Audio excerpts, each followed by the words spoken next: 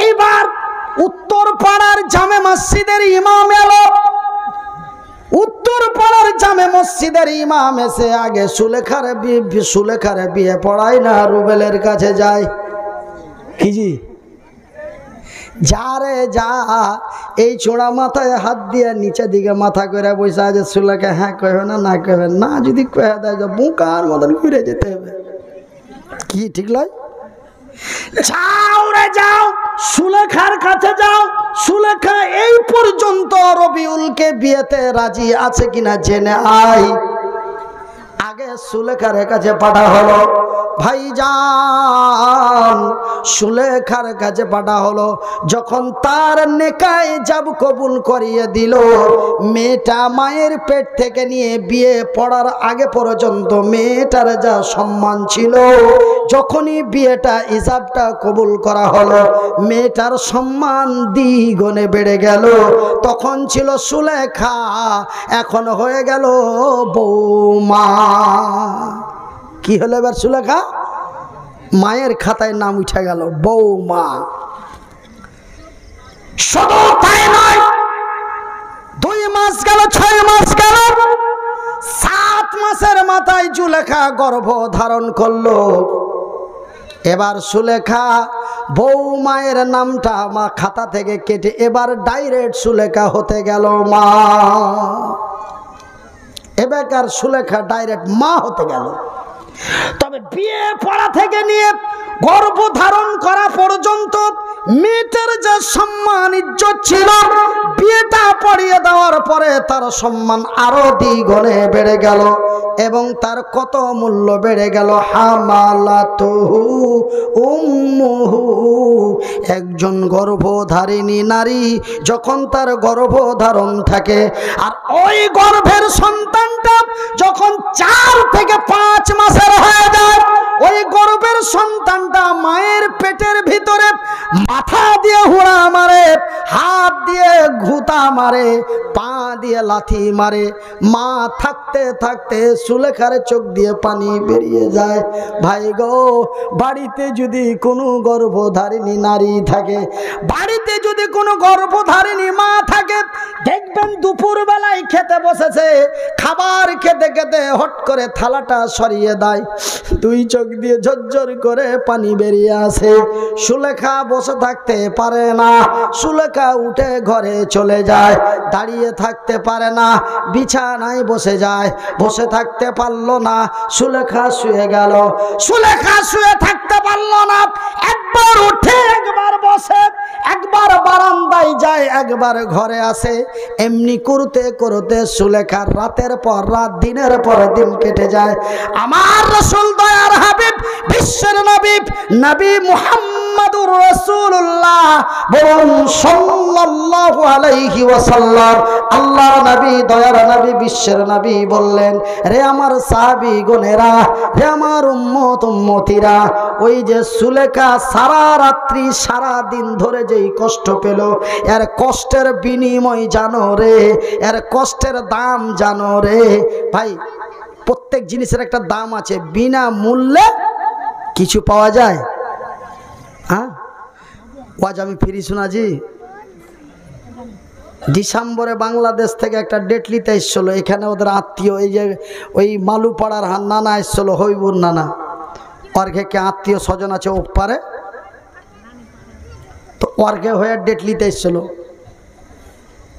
এই যে কত কি লাগবে নানা, মাল ছোট হতে পারে, মালের দাম আলাদা, 60,000। ভাইজা, প্রত্যেকটি জিনিসের মূল্য আছে, অমূল্য, বিনা মূল্য, মূল্যহীন কিছুই নাই।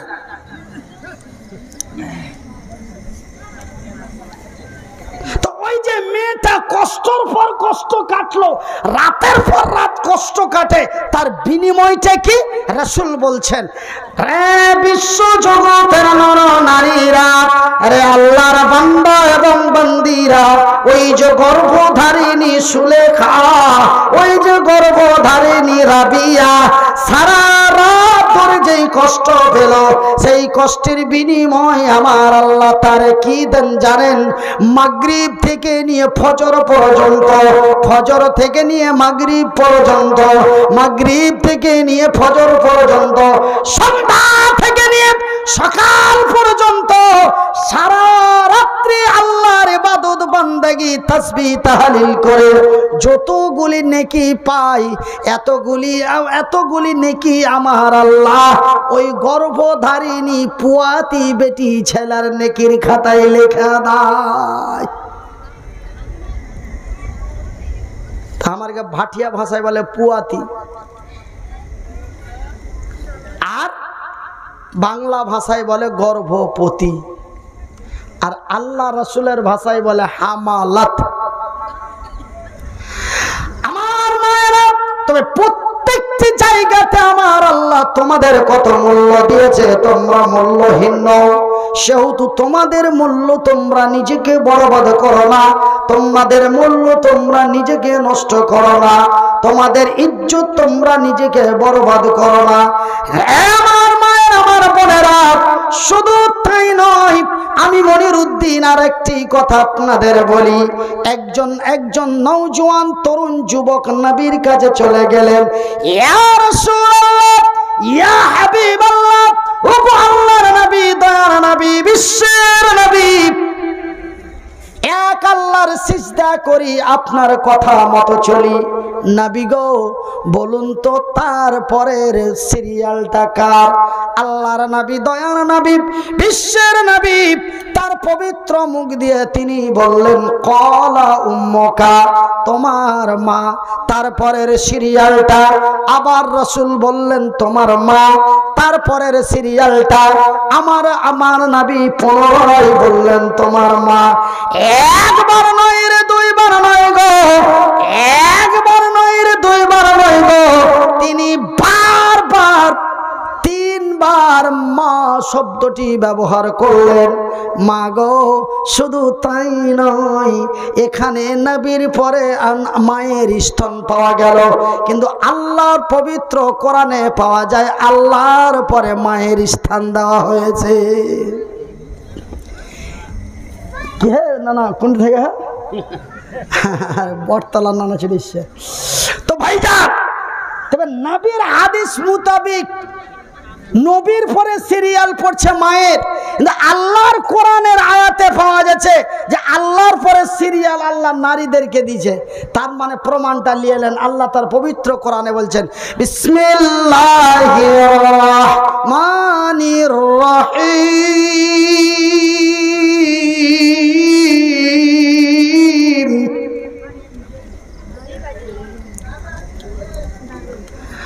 ওয়াকাযা রাব্বুকা আল্লা তা'বুদু ইল্লা ইয়্যাহু ওয়া বিল ওয়ালিদাইনি ইহসানা। আরে সারা তলা, পিণ্ডল তলা, বিশ্ব বাংলার লোকেরা, আমি আল্লাহ তোমাদের তৈরি করেছি মারামারি, পিটাপিটি, ঠেঙা ঠেঙি, অন্যায় অবিচার অত্যাচার করার জন্য নয়। আমি আল্লাহ তোমাদের তৈরি করেছি আমার এবাদত, শুধুমাত্র একমাত্র আমার ইবাদত বান্দেগি করার জন্য। শুধু তাই নয় রে, পৃথিবীর নর নারীরা, সর্বপ্রথম তোমরা আমার ইবাদত বান্দেগি করো। ওয়া বিল ওয়ালিদাইনি ইহসানা, তারপরে তোমার মা এবং বাবা শব্দটি যেই কোনো জায়গায় আল্লাহর কোরআনে যান, তবুও শব্দটি মা শব্দটি আগে, নবীর হাদিসে যান, তবুও মা শব্দটি আগে। তবে ভাইজান, সৃষ্টি আমার আল্লাহ আগে করেছেন পুরুষকে, কিন্তু সম্মানের দিক দিয়ে নারীদেরকে প্রত্যেকটা কথা আমার আল্লাহ নারীদেরকে আগে ব্যবহার করেছে। সৃষ্টির দিকে পুরুষের আগে তৈরি, কিন্তু কাজকর্মর দিকে, সম্মান ইজ্জতের দিকে প্রথম নামটি আগে ব্যবহার হয় নারীদের প্রত্যেকটা।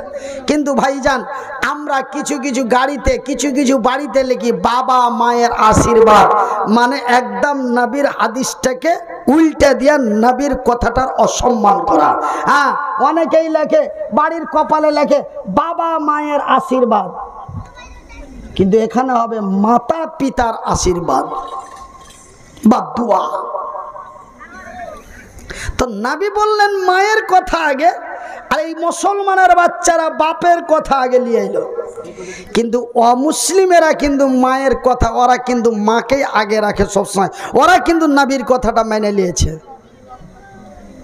ভাইজান,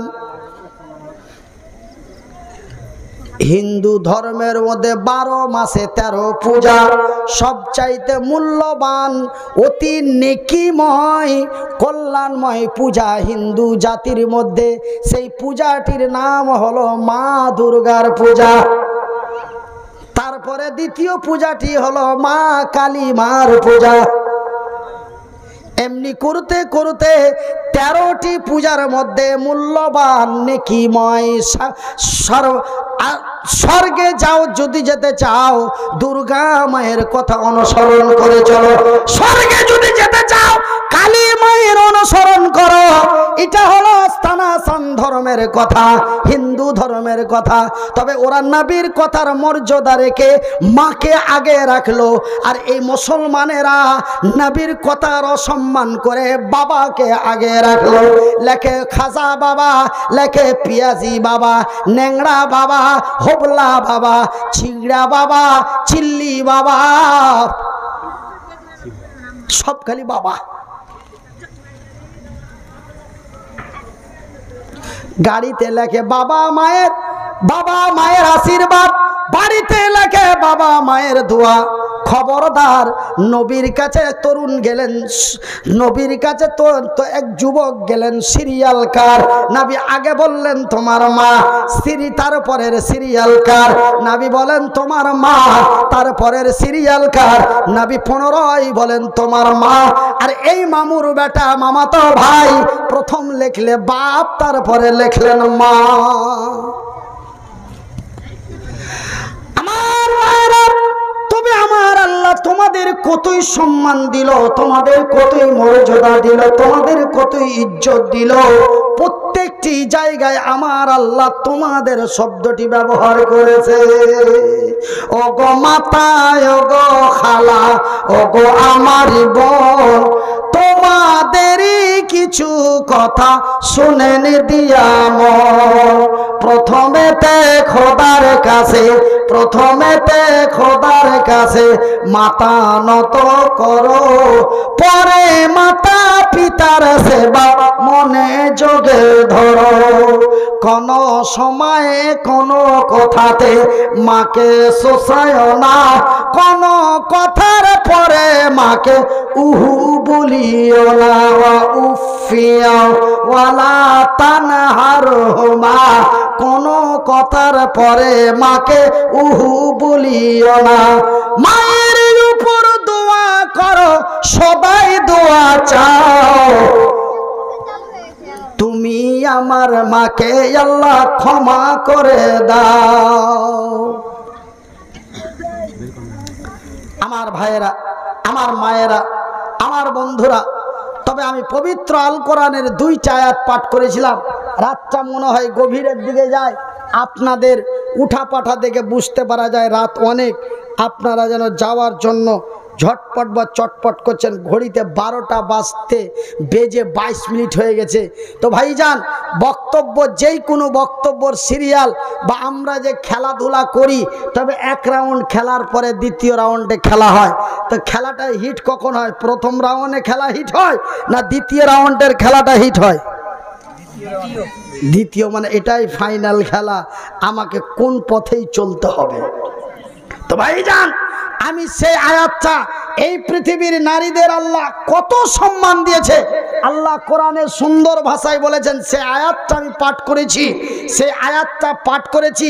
হয়তো আপনাদের, আমি লোকাল ছেলে, লোকাল এলাকার ছেলে বলে আপনারা অতটা আমাকে ভাইটাল মনে করেন কিনা জানি না, কিন্তু আমি যখন ঢাকা বিমানবন্দরে নামি তখন 13 থেকে 14টা পুলিশ সিকিউরিটি দিয়ে আমাকে নিয়ে যাওয়া হয়।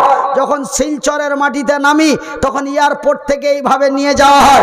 যখন আগরতলা বিমানবন্দরে নামি এইভাবে নিয়ে যাওয়া হয়। আর ওই এলাকার তখন সবচাইতে বড় হুজুর আমি, যার আগে পিছে পুলিশ সিকিউরিটি করে নিয়ে যায়। তো ভাইজান বন্ধুরা আমার সোনার চানেরা, তো আমি যখন কোনো একটা কথা বলি আমি অনেক প্রশ্নের সম্মুখীন হয়ে যায়, আমাকে অনেক কথার উত্তর দিতে হয়। তো আমি যে আয়াতটা পরে পাঠ করেছিলাম, আর রিজালু কাওয়ামুনা আলান নিসা, এই আয়াতটার যখনই তাফসির বা তার ব্যাখ্যা করতে যায় তখন নারীদের মধ্য থেকে 2-4টা প্রশ্ন এসে যায়। তো আমি সেই আলোচনাটা ভাই করব না রাত 12:30 পার হয়ে গেছে ছেড়ে দিব বলেন? 2টা পর্যন্ত চলবে। কয়টা? বাবার ওরে সুবহানাল্লাহ, নারে দেবে। আর কেউ বলবেন জি? আর কেউ বলবেন? আর বলবে না? দেখি খালু তোমারই আই দেখবো, তুমি 3টা পর্যন্ত থাকছো নাকি, তোমার জরিপানা হবে। আপনারা ভাববেন না যে হয়তো 3টা পর্যন্ত গাড়ি চালাতে পারবো না, গাড়ি চালিয়ে নিব, কিন্তু ঘন্টায় 7,000 করে বুঝে নেব। হ্যাঁ, তোমার ভাইয়েরা, আমার আব্বা জানেরা, আমার সোনার চানেরা, আমার শিক্ষিত বুদ্ধিজীবীগণ, আমার শিক্ষিতা মায়েরা, তবে আমি সেই আয়াতের আলোচনার দিকে যাব। আর একটা কথা, যে আল্লাহ এই পৃথিবীর নারীদের যে এতই সম্মান, ইজ্জত, মূল্য, মর্যাদা দিলেন, তবে কি আমরা পুরুষ হয়ে ঢালের ভুঁইয়ের মানে যে কি ওই কি কয়ে জি, ওই ঢালের ভুঁইয়ে কি পাওয়া যায় জি? আলু। তা আমরা কি ঢালের ভুঁইয়ের আলু নাকি? আমরা পুরুষ হয়ে আমাদের কোনোই মর্যাদা নাই? আল্লাহ পুরুষদেরকে, একজন নারীর কাছে একজন পুরুষকে আল্লাহ কি মর্যাদা, তার সম্মান দিয়েছে। আমি তিরমিজি শরীফ থেকে আপনাদের বলবো, এই 2টা কথা আপনার বলতে যায় যদি রাত 4টা বেজে যায় তবু আপত্তি নাই, কিন্তু ভাইজান মিডিলে 15টা মিনিট একটু আপনারাকে বিচলিত করে আপনাদের সাথে একটু বেয়াদবি করব। বেয়াদবিটা কি? রাসূল বলছেন, মান বানা লিল্লাহি মসজিদান বানাল্লাহু লাহু বাইতান ফিল জান্নাহ। তুমি এতগুলো কাজ, এতগুলো ওয়াজ, এতগুলি দান, এতগুলি ধ্যান, যাকাত, ওসুর, ফিতরা কিসের জন্য? জান্নাতের লেগে। তো আমরা জান্নাত পাওয়ার লোভেই তো আপনি মসজিদে দান করছেন, জান্নাত পাওয়ার লোভেই তো একটা গরিবকে 10 টাকা দিচ্ছেন। তবে আমরা যত কাজ আল্লাহ তার রাসূলের বিধি বিধানের কাজ করছি, তার আশাটা কি? জান্নাত। তার আশাটা হলো জান্নাত। এবার আল্লাহ নিজে, আল্লাহর রাসূল বলছেন, মান বানা লিল্লাহি মসজিদান বানাল্লাহু লাহু বাইতান ফিল জান্নাহ। যারা আল্লাহর ঘর বানায়, আল্লাহ তাদের ঘর বানায়। আল্লাহর ঘর বানা হয় সাহারা তালায়, আল্লাহ বান্দার ঘর বানায় তার জান্নাতে। জোরে বলি আলহামদুলিল্লাহ। ভাইজি শুনালেন দেবে একটা কথা, মানে মনে কিছু লিয়েন না, মানে আমাদের লোকাল এলাকার মধ্যে এগুলা হয়। তো আমার বয়সটা তখন 8 বছর না 9 বছর ছিল, কয় বছর খেয়াল হয় না, তো ছোট চাংড়া তখন এগুলো বুঝতুম না। তো ভাইজি, তো একটা চাংড়া ওর গাঁয়ের মুন্সিটাকে খালি রোজ হোঁড়া মারছে, হার বাপকে বিয়ে দিতে কও, হার বাপকে বিয়ে দিতে কও। তো আমি তো তখন ছোট চাংড়া, 7, 8, 9 বছর বয়স, ওইগুলো আমি কি বুঝি। তো ওরা দাদো পোতাতে ওই মুন্সিটাতে কহি করছে, বাপুকে বিয়ে দিতে কও, বাপুকে বিয়ে দিতে কও। এ ডেলি কয়ে আমি শুনতে পাই। হঠাৎ করে মানে যে কি ওর বাপের সাথে একদিন মুন্সির দেখা, কইছে, হাজি তোমার ওই ছোঁড়া ওই যে সেন্টটা খালি ডিস্টার্ব করছে, খালি ডিস্টার্ব করছে। কইছে ওই সেন্টটাকে কইবে যে ও বহুলিয়ে এসে কি আজ্ঞাতে থাকবে নাকি? ও দক্ষিণ ভিটার ঘরখানটা 2 বছর থেকে দিয়েছি, ওই চান্দার খানটা উত্তর চান্দার খানটা ভেঙে পড়ছে। আমি গেছি, হবে ঘরখান কোনা খানটা কাউকে ডেকে ঠিক করলে তোর বিয়ে দিব মনে করছি, যে কি এই ধান কেটে বিয়ে দিব। তো ও ঘরখানটা ও ঠিক করে না, ও বহুলিয়া এসে কি আজ্ঞাতে থাকবে? ঘর লাগবে তো কি জি? তো ঘর ঠিক না করা পর্যন্ত সেন্টার বিয়ে, সেন্টার বাপ সেন্টার বিয়ে দিয়ে দিলে না। তবে ঘরের কি দরকার? তো বহুলিয়া খালি বারান্দা হেঁটে বেড়াও যাবে না, আর বহুলিয়া খালি রাস্তা চড়ে বেড়াও যাবে না। বহুকে নিয়ে আইস আরাম করলে এখন ঘর লাগবে নাকি জি মহাদেব ভাইরা? নাকি জি মহাদেব ভাইরা? তো জান্নাতের ভিতরে 1-2 করে 72টা বহু আল্লাহ তৈরি করে থিয়ে দে, খালি যাইতে যাব আগলেট। ঘাটা তাকাইতে হয় কিনা অনেক কিছু। যখন কুটুম বাড়ি যায় তো কোনো জায়গায় বসতে বসতে খাবার দাবার আসতে লাগে, আর কোনো জায়গায় যে হবে আর কিছু দিবার আর কি। আমরা জানি যে কি বেড়াইতে গেলে খুব খাইতে পাওয়া যায় আর খুব সম্মান পাওয়া যায়, কই তো আল্লাহ বলছে যে আমি তোমাদের জন্য জান্নাত এমন এক আনন্দময় জায়গা রেখেছি, শুধু আনন্দ আইস নয়, তোমাদের জন্য সুন্দরী রমণী হুর আমি 72খানা রেখেছি।